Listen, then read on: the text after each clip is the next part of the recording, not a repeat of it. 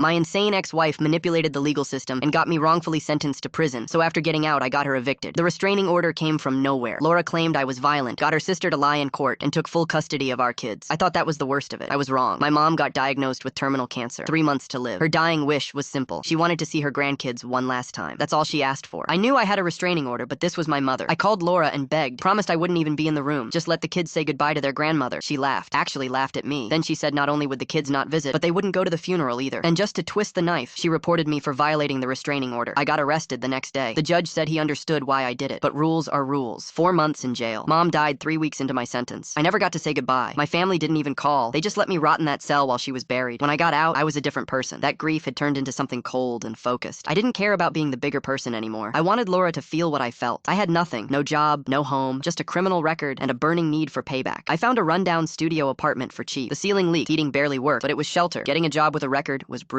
I spent days filling out applications only to get rejected the moment they saw the employment gap. Finally, a desperate convenience store hired me. Minimum wage, overnight shifts dealing with drunks and junkies. Every cent went to rent and food, but every night, lying on that dirty mattress, I planned. I thought about Laura living her comfortable life while I scraped by. That anger kept me going. After 6 months, I'd saved enough to start my plan. First, I tracked down where she worked, a boutique downtown. She was the manager. Perfect. I went to a pawn shop and bought a cheap laptop. Then I got to work creating fake profiles. This wasn't something I could rush. Each profile needed to feel real. The first was Karen Mitchell, a 52-year-old who loved floral patterns and posted photos of her golden retriever. She had high standards for customer service and wasn't afraid to share her disappointment. The second was Tyler Chen, 28, tech-savvy and quick to post reviews when something ticked him off. Short temper, noticed everything. The third was Robert Hayes, a 67-year-old Army veteran, the grumpy type whose words carried weight because of his age and service. I spent hours on each one, added birthdays, hobbies, pulled random photos from the internet. They had to be convincing because what came next had to look legitimate. Then, I started writing reviews. Karen complained about rude remarks Laura made while she was browsing. Tyler posted about being ignored for 15 minutes while Laura chatted with a coworker. Robert wrote about disrespectful treatment and poor service from the manager. I spaced them out over weeks, made sure each review sounded different. Different writing styles, different complaints, different levels of anger. Within a month, the boutique's rating had dropped significantly. Corporate started asking questions. Laura's boss called her in for meetings. Customers mentioned the reviews when they came in, but I wasn't done. While digging into her life, I discovered something useful. She was renting her house, not owning it. And her landlord, he was meticulous, the type who Googled potential tenants. I created one final profile, posted on a tenant review site about a nightmare renter named Laura with her exact details. Said she'd trashed a previous property, been late on rent multiple times, and left without notice. I even fabricated a story about unpaid damages and having to take her to small claims court. Made it detailed enough to seem real. 2 months later, I drove by her place. There was an eviction notice taped to her door. I sat in my car and watched her come home from work. Watched her see the notice. Watched her face crumble as she read it. That's when I finally felt something other than anger. Not quite satisfaction, but close enough. She'd taken everything from me. My kids, my mother's last moments, my freedom. Now she knew what it felt like to lose something too.